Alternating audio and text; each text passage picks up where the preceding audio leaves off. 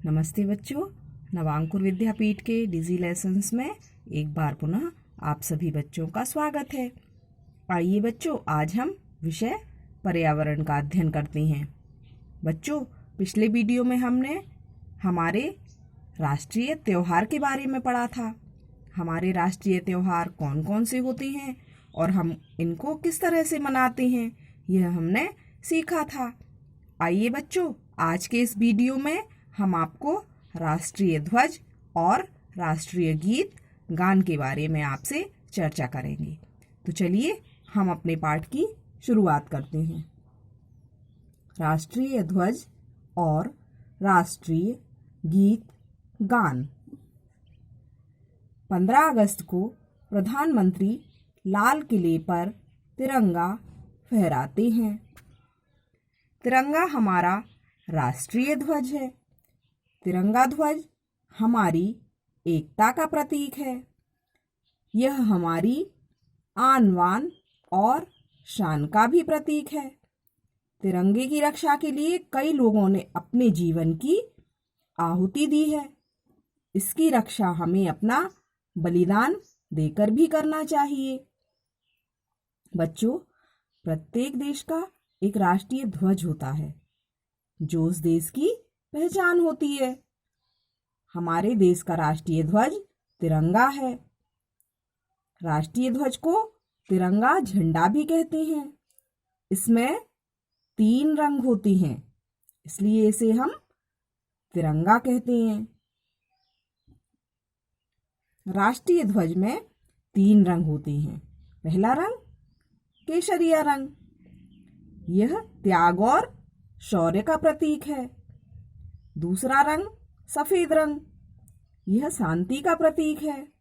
और तीसरा हरा रंग, यह प्रकृति एवं समृद्धि का प्रतीक है। बच्चों, हमारा देश भारत देश है और इसका राष्ट्रीय ध्वज हमारे लिए बहुत मायने रखता है। राष्ट्रीय ध्वज हमारी एकता का प्रतीक माना जाता है। हमें अपने राष्ट्रीय ध्वज का हमेशा सम्मान करना चाहिए, आदर करना चाहिए।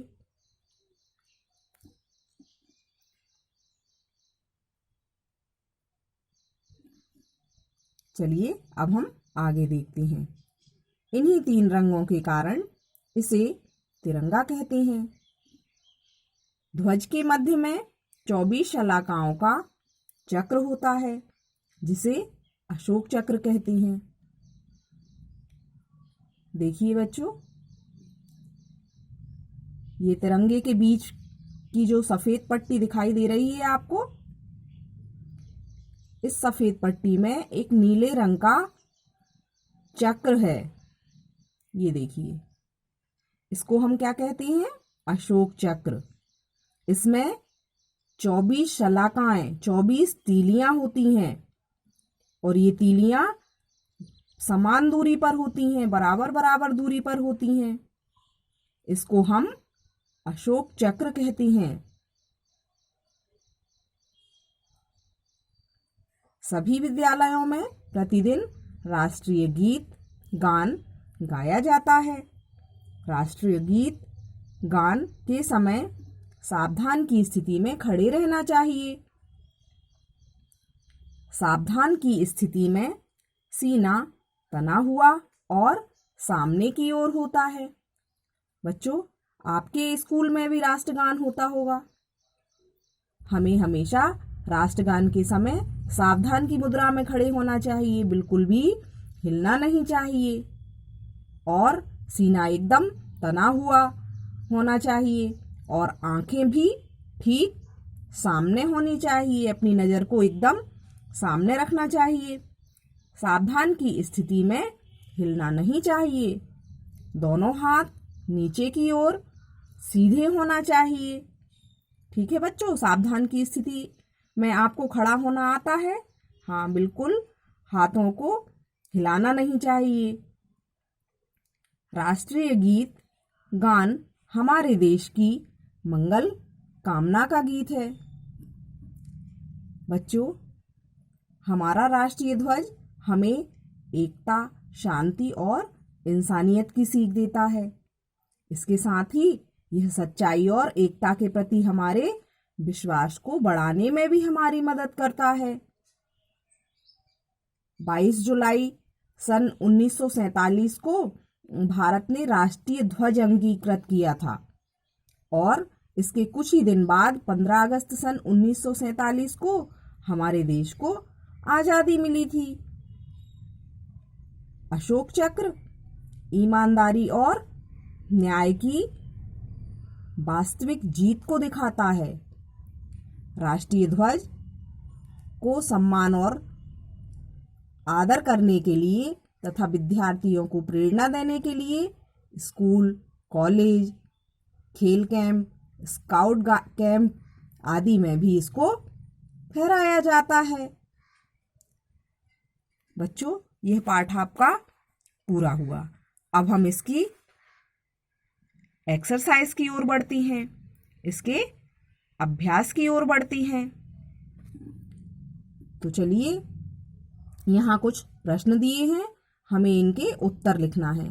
बच्चों, यह प्रश्न और उत्तर आप अपनी फेयर कॉपी में नोट करेंगे। क्वेश्चन नंबर 1 है, राष्ट्रीय गीत के रचयिता कौन है? तो राष्ट्रीय गीत के रचयिता बंकिम चंद्र चट्टोपाध्याय हैं। देखिए बच्चों, यह है बंकिम चंद्र चट्टोपाध्याय जी। क्वेश्चन नंबर 2 है, राष्ट्रीय गान के रचयिता कौन है? उत्तर होगा राष्ट्रीय गान के रचयिता रविंद्रनाथ टैगोर हैं। यह देखिए बच्चों, रविंद्रनाथ टैगोर जी। क्वेश्चन नंबर 3 है, राष्ट्रीय ध्वज में कितने रंग हैं? तो बच्चों, इसका उत्तर होगा राष्ट्रीय ध्वज में 3 रंग हैं। ये देखिए, सबसे ऊपर केसरिया रंग, बीच में सफेद रंग और सबसे नीचे हरा रंग। राष्ट्रीय ध्वज में 3 रंग होते हैं। क्वेश्चन नंबर 4 है, सफेद रंग किस बात का प्रतीक है? तो आंसर होगा सफेद रंग शांति का प्रतीक है। नंबर 5 है, अशोक चक्र किसे कहते हैं? तो आंसर होगा ध्वज के मध्य में 24 शलाकाओं का चक्र होता है। ये देखिए, ध्वज के मध्य में 24 शलाकाओं का चक्र होता है, जिसे अशोक चक्र कहते हैं। ठीक है बच्चों, तो इन प्रश्नों को और उत्तर को आप अपनी कॉपी में नोट करेंगे और साथ में याद भी करेंगे। चलिए, अब हम आगे की ओर बढ़ते हैं। यहाँ कुछ खाली स्थान दिए गए हैं, हमें इनकी पूर्ति करना है। ये शब्द दिए हैं, हमको इनको यहाँ भरना है। नंबर 1 है, डैश भी ठीक सामने होना चाहिए। बच्चों, जब राष्ट्रगान होता है तो क्या सामने होना चाहिए? आंखें। आंखें भी ठीक सामने होना चाहिए। नंबर 2, ध्वज के मध्य में डैश शलाकाओं का चक्र होता है। कितनी? 24 शलाकाओं का चक्र होता है। नंबर 3, केसरिया रंग जो त्याग और शौर्य का प्रतीक है। नंबर 4, उसके सम्मान में डैश की स्थिति में खड़ा रहना चाहिए। कैसी स्थिति में खड़े रहना चाहिए? सावधान की स्थिति में खड़े रहना चाहिए। ठीक है बच्चों, चलिए हम अब अपने अगले खाली स्थान की ओर बढ़ते हैं। नंबर 1 है, इसका सम्मान प्रत्येक भारतीय को करना चाहिए। नंबर 2, सावधान की स्थिति में हिलना नहीं चाहिए। बिल्कुल सही, सावधान की स्थिति में बिल्कुल भी नहीं हिलते, एकदम सीधे खड़े रहते हैं। राष्ट्रगान शुरू हो गया और यदि हम ग्राउंड के बाहर हैं और हमको उसकी जैसे ही ध्वनि सुनाई देती है तो हमको वहीं रुक जाना चाहिए, बिल्कुल भी आगे नहीं बढ़ना चाहिए। सावधान की स्थिति में उसी जगह पर हमको खड़े हो जाना चाहिए। नंबर 3 है, सभी विद्यालयों में प्रतिदिन राष्ट्रगान होता है। नंबर 4, इसकी रक्षा हमें अपना बलिदान देकर भी करना चाहिए। ठीक है बच्चों, चलिए अब हम जोड़ियों की ओर बढ़ते हैं। उचित संबंध स्थापित कर सही जोड़ियां बनाइए। यहाँ हमको गलत जोड़ियां दी हैं, उनको मैच करना है। नंबर 1 है केसरिया। केसरिया रंग किस बात का प्रतीक है, बताइए बच्चों। त्याग और शौर्य का प्रतीक है। नंबर 2 सफेद रंग। सफेद रंग शांति का प्रतीक है। और नंबर 3 हरा रंग। हरा रंग प्रकृति एवं समृद्धि का प्रतीक है। बिल्कुल ठीक। तो बच्चों, यह पाठ हमारा पूरा हुआ। आपको इसके प्रश्नोत्तर, खाली स्थान और जोड़ियां सभी को अपनी कॉपी पर लिखना है और साथ में याद भी करना है। ठीक है बच्चों, अब हम आपको एक होमवर्क भी देते हैं। आपको हमारे देश के राष्ट्रीय ध्वज के बारे में, ध्यान से सुनना बच्चों, हमारे देश के राष्ट्रीय ध्वज के बारे में आपको 3 पॉइंट्स लिखना है। 3 वाक्य लिखना है अपनी कॉपी पर। ठीक है, और साथ में अपने राष्ट्रीय ध्वज का चित्र भी बनाना है। ओके बच्चों, तो फिर घर पर आप अपनी पढ़ाई को इसी तरह जारी रखिए, सुरक्षित रहिए। ठीक है बच्चों, मिलते हैं हम अपने नेक्स्ट वीडियो में। तब तक के लिए बाय बाय।